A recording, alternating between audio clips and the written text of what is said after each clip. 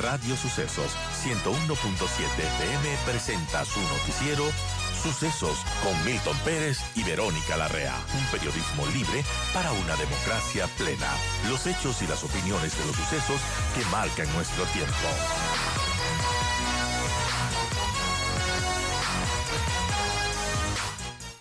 Estamos con Jaime Carrera en este momento, desde el secretario técnico del Observatorio de la Política Fiscal.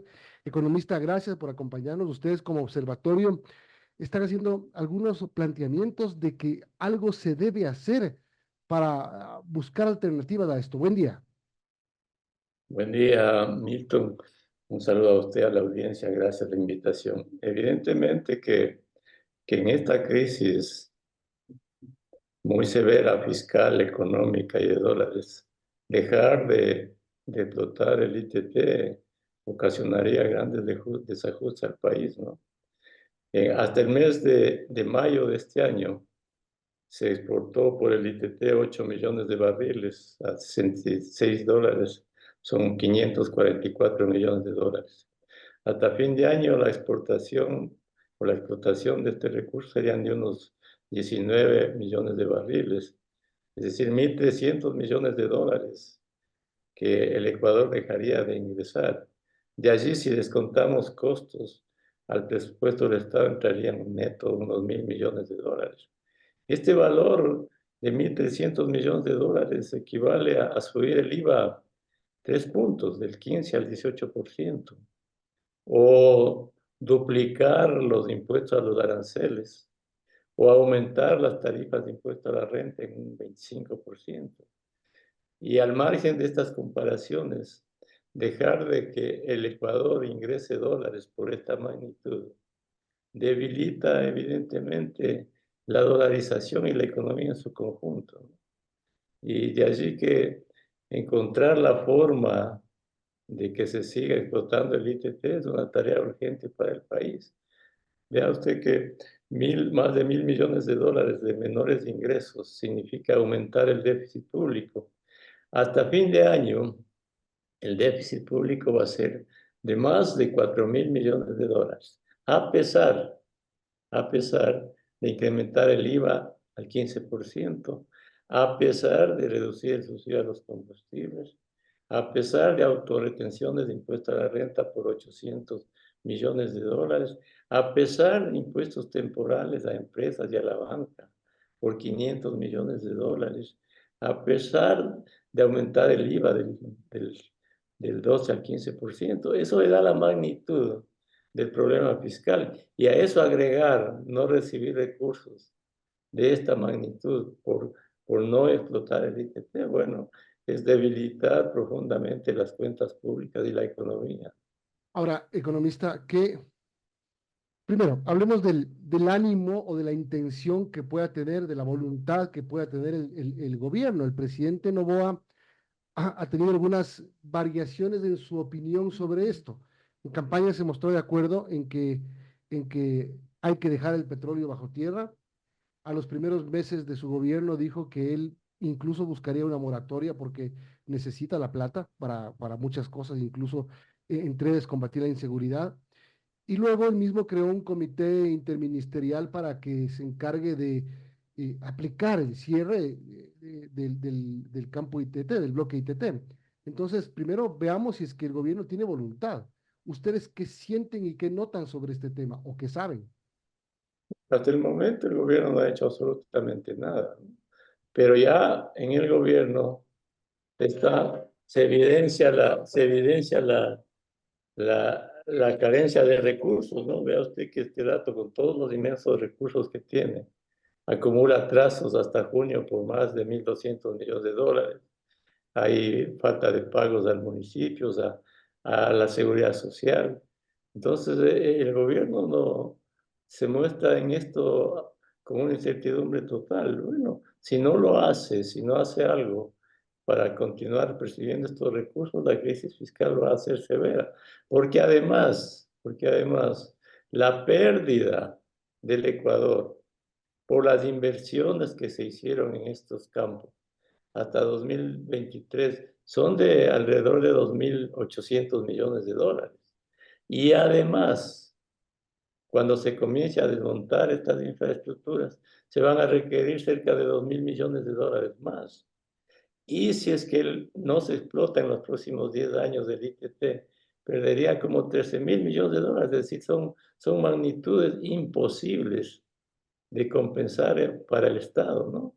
Entonces, si el gobierno no hace nada en la dirección de continuar explotando el ITT, el próximo año va a haber una crisis fiscal severa ¿Qué que puede hacer? afecta a toda la economía, ¿no? ¿Qué se puede hacer? ¿Qué Bueno, mente le queda al gobierno como para no acatar la decisión de una consulta? bueno, al menos lo que podría hacer el gobierno es pedirle a la Corte Constitucional que ya ha vencido el plazo de un año para desmontar el ITT, amplíe este plazo en por lo menos 5 años, para darle al Ecuador la oportunidad de generar ingresos que sustituyan los ingresos que se pierden para el presupuesto del Estado, por una parte, y por otra, emprender acciones que signifiquen sustituir esos dólares que pierde la economía por otras fuentes, ¿no? Porque mire usted que no obstante, digamos en el caso casi inviable de que el gobierno redujese más subsidios o subiese más impuestos para compensar este ingreso, con esto no se compensa la pérdida de ingreso de dólares, porque cuando se establecen más impuestos, los dólares pasan del sector privado al sector público, pero no entran más dólares a la economía. Entonces, para recuperar estos dólares que se perderían, se necesita inversión extranjera directa o se necesita más exportaciones, es decir, otras fuentes de ingreso de dólares. Y vea usted que, por ejemplo, la inversión extranjera directa en 40 años nunca ha subido más del 1% del PIB y en el primer trimestre de este año es apenas $78 millones. Es decir, la situación es de extrema complejidad, no debidamente mencionada, creo yo, por el gobierno, dimensionada, peor por la sociedad y por los políticos, ¿no? Son las 8:34. Estamos hablando con Jaime Carrera del Observatorio de la Política Fiscal.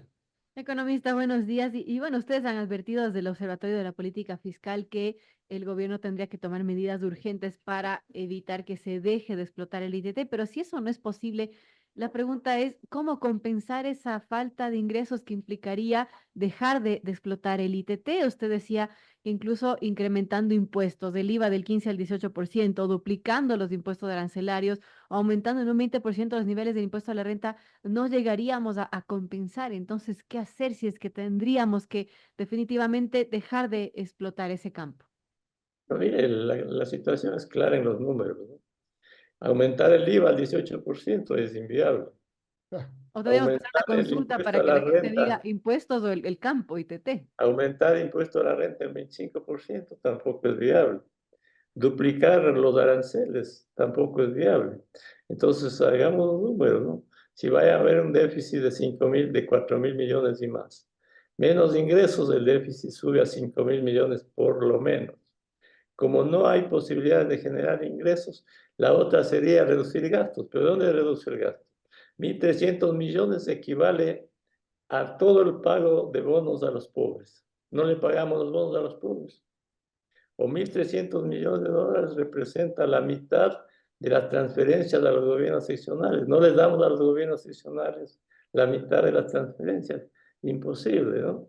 O este valor representa el 60% del 40% de las pensiones que da el Estado. Tampoco es viable. Entonces, ¿qué es lo que va a enfrentar el gobierno? Dice, tengo un déficit más elevado, no puedo financiarlo, a lo mejor no pago la deuda o aumento los atrasos.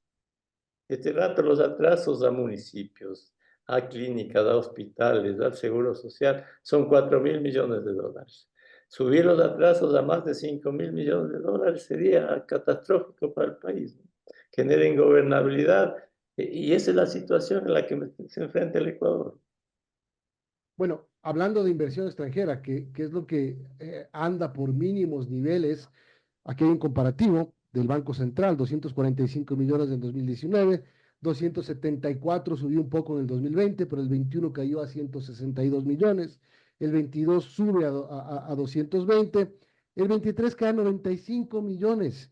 Y en este primer trimestre vamos 78 millones de dólares de inversión extranjera directa. Ese es un tema preocupante, porque además el Banco Mundial Economista dice que este año vamos a ser el país de la región que menor crecimiento económico tenga.